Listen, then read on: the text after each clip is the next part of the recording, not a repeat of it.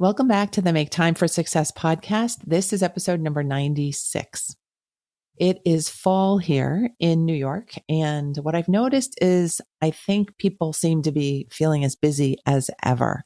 So before we get into this episode, in which I share 6 of my favorite time-saving techniques, I would love for you to take a minute, take a breath, and just reflect on what you have to celebrate today.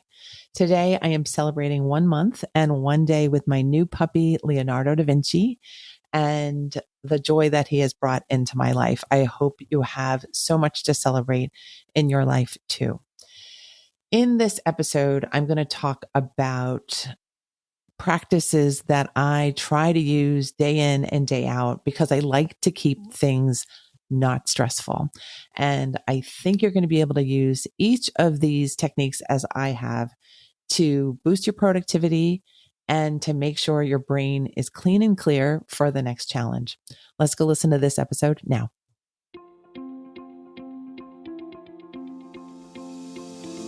Hi, I'm Dr. Christine Lee, and I'm a psychologist and a procrastination coach. I've helped thousands of people move past procrastination and overwhelm so they could begin working to their potential. In this podcast, you're going to learn powerful strategies for getting your mind, body, and energy to work together so that you can focus on what's really important and accomplish the goals you want to achieve. When you start living within your full power, you're going to see how being productive can be easy and how you can create success on demand. Welcome to the Make Time for Success podcast. Hi, my friends. It's Dr. Lee, and it has been a while since I've dropped a solo episode for you, but that is all right because today I have lots of really wonderful tips for you. I'm going to share 6 of the biggest time saver techniques that I know, and they are big in terms of the amount of time that they can save you, but they're actually small in terms of the difficulty of implementation. These 6 tricks are very easy to put into your life and to put into your schedule and into your day, and you will get the benefit of saving all this time and feeling a whole lot better. So I hope you enjoy these time savers as much as I do. To start, I will share with you that I recently was talking with someone who told me that they didn't have time to look at their habits over the course of their regular life. And I mentioned to them that, that's really interesting because I spend my entire day thinking about how I can save 10 or 12 seconds here or there. So we're just different that way. But I thought that I should mention that because that habit has become second nature to me, especially since I spent all those decades of my life procrastinating. Now that I know that procrastination is not my best weapon against stress, I try to find ways to save time wherever I can. And I really actually derive a lot of joy from that. So here we go. I wanted to share these 6 strategies with you so that they can help you too. And so that you can get away from any unnecessary procrastination that you might be dealing with. The first time saver is that I had to trust myself enough to let go of worry. So that's the first time saver, is that you need to understand in your heart of hearts that worry is the ultimate blank space filler. I say that it's like the styrofoam filler pieces that come in a mailer box that you might get from when you order a new set of sheets or something like that. And it's just about as valuable as those styrofoam filler things. That worry has a way of coming in and saying, oh, you could look at it this way. Oh, you could look at it that way. Oh, this problem could all of a sudden crop up. Even that problem, something that you didn't even think about. And it's this round and round as you go type thinking that is not really rooted in reality oftentimes. So often our worry is rooted in our general fear. And then we come up with general worry statements. that our brain gets fixated on because, of course, we want to stay away from problems. But I'm here to tell you that worry is probably one of your biggest problems because it keeps you rooted in fear and it keeps you distracted from actually paying attention to what is in your reality. And it fills up all that blank time that can be used for other things. It can be used for rest. It can be used for actual problem solving. So my tip for you, this first one, is to make sure that you are ridding your mind and your heart of random worry, of excessive worry, and make that decision that you are not going to tolerate discomfort from worry. You're not going to tolerate making up stories anymore. You're not going to use your brain in that way. And I do believe that when you get clear about what is reality and what is actually worth worrying about, you're going to see how much clearer you can actually be and how much time you might have been wasting making up these irrational stories about the future. This sounds probably more difficult than it actually is to implement, but this is a big one. So please try this first tip out to let go of the worry habit.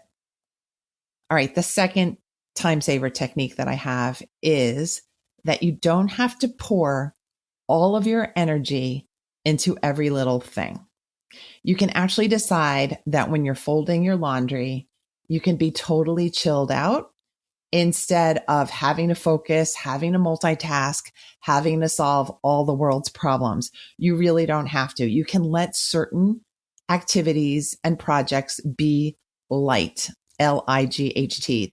That's my favorite word. I love it when things are light. I love getting things done, but I also love it when I feel like I'm just gliding through the day. So one way to do that is to evaluate which tasks on my schedule for today do I really have to focus on? Do I really have to clear all my mind, my schedule, lock the door, tell the children to stay clear, all of that. You want to separate the light tasks from the ones that you really need to devote your energy to. And you want to get away from the habit of pouring all of your good energy throughout the day in every way. I promise you, not everything needs all of that energy. And you want to have some energy left over at the end of the day. If you've never experienced that, it's a wonderful thing to be able to climb into bed feeling almost refreshed because you've satisfied your own needs across the day. You've done what you've needed to do, and you haven't spent all of your good energy in the process. So that's tip number 2. Don't pour all your energy into all the things across the day. The third tip may sound a little paradoxical because I am the procrastination coach. But when I typed this, I thought to myself, this is a good one. You want to quit faster. I think that a lot of our chronic, severe procrastination habits, if you fit in that category of having chronic, severe procrastination, a lot of it has to do with prolonging the creation or work process. We get stuck in these obsessive cycles of worry. We think, what is that person going to think? How is this going to be received?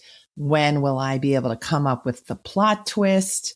How much time do I have left? And then we end up depriving ourselves of real rest and real breaks and the actual ability to decide that it is enough for today. We just assume that we have to push and push and push. And then we get caught in this energy draining, depleting, and frustrating cycle. And so that is why I'm telling you to learn to quit faster. However, you know what I'm going to say next. You want to have an ironclad plan for resuming your work once you have your mind reset, once your body has been able to take a break, once you've been able to separate from that feeling of being frustrated and like you've hit a roadblock. So quit faster, save that time, save yourself from going into that prolonged obsessional ruminating loop, and then have an ironclad plan that you're going to stick to resume your work when you feel that creative urge again, when you feel like it's okay to try again. And don't give up. You're going to go to the finish line no matter what. So that's never in question. You're going to get there. So it is okay and safe to quit faster from now on.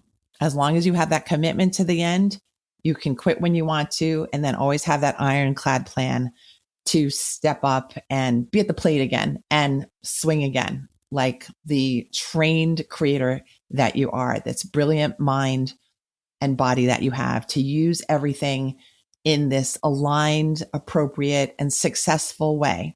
You don't have to stick in misery any longer. That's what procrastination is. It just keeps us in this state of misery for so long. And we're just going to take control of that cycle and say, no more. My body is not set up for misery. Neither is my life. So I'm going to stop here and I'm going to start when I feel like I can do it well again. The fourth easy time saver that I have for you is to admit your mistakes as soon as possible.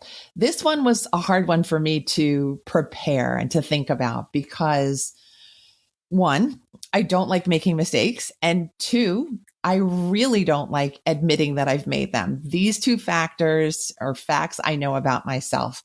But over the years, I've learned that the embarrassment that I've made a mistake is not so bad. What's worse is having to have everything be held up because I've made a mistake and I haven't told someone, or I haven't admitted it to myself. So these days, I will give anything to have my heart and mind be clear throughout the day. And I'd much rather be calm and clear in my mind and my heart rather than feel like I have my pride intact where nobody knows I've made a mistake. I'd much rather have my creative and workflow be protected than protecting my own ego by not telling anyone that I've made a mistake or not telling anyone that I'm behind on something. This doesn't mean that I'm always perfect about this. I still have those moments where I feel I need to protect my pride and my ego, but they're far, far fewer now. And I feel like I'm much stronger as a result. I think I'm able to say, you know what? I really messed up. I'm so sorry. And I will try my best to not do that again to you. And I feel like there's a strength and a courage in admitting that you've made a mistake and making everything right through words. It's not good enough just to think, oh, I'm so sorry and I feel guilty about it. You really fulfill the cycle of correcting your mistakes when you start talking about your mistakes. So learn to admit your mistakes as soon as possible, as soon as they happen, even if that's appropriate. And then always follow it up by words. Tell the other people, apologize, put your heart in the apology. Really think about what you could do to make it up to the person, to correct the mistake, and to avoid doing that same mistake over again. You will survive. I promise. You might even end up with some extra courage in your heart as a result. The fifth easy time saver that I have for you today is to write everything down. This is a simple technique, but I think many people don't really do this. I learned this technique from a book called Getting Things Done by productivity guru David Allen, Allen. It's a great book if you want to do a new read about productivity.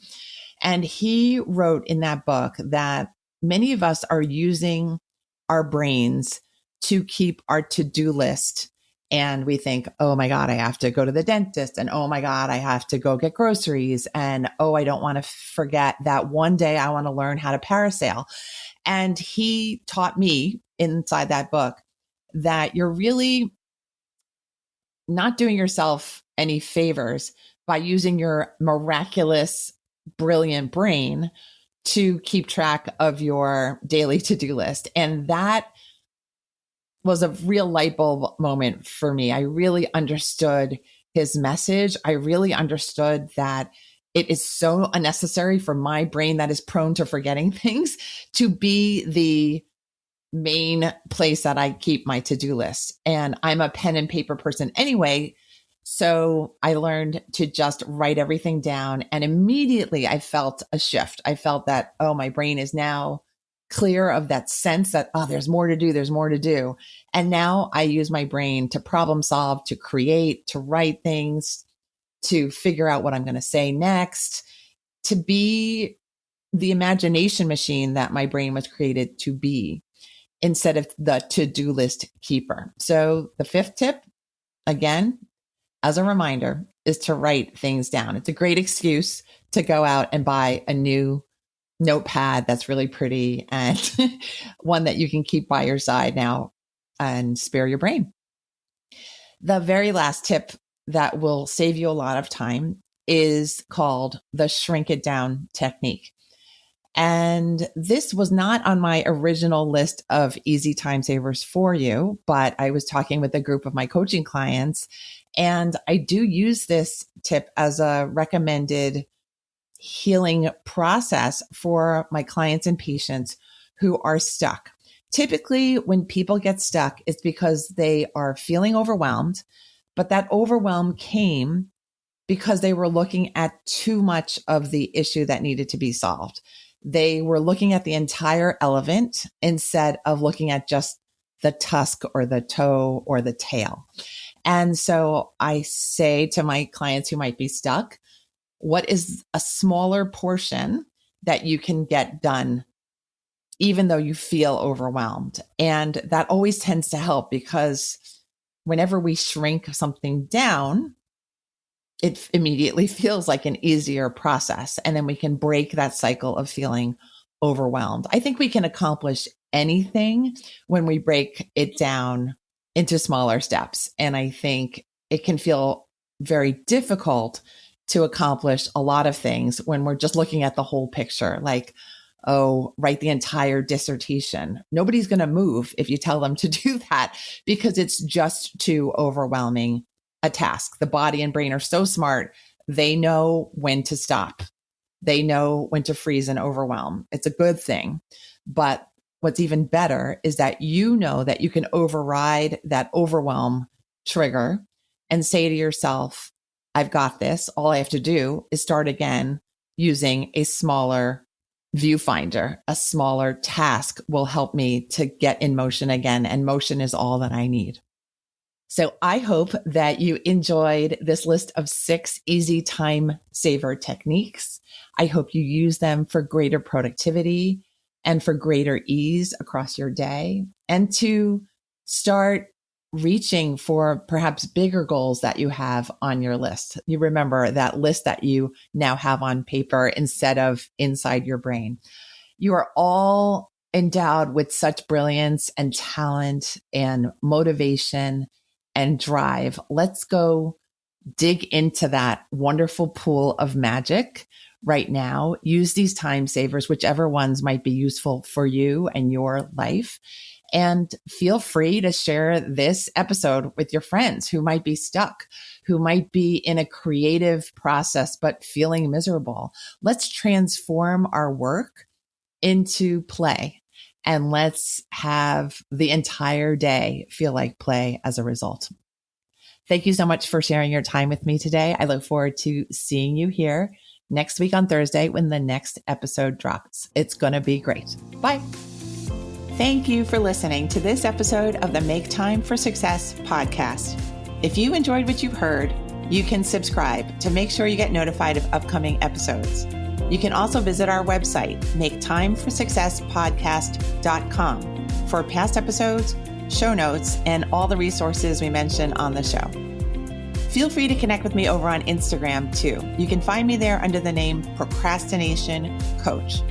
Send me a DM and let me know what your thoughts are about the episodes you've been listening to. And let me know any topics that you might like me to talk about on the show. I'd love to hear all about how you're making time for success. Talk to you soon.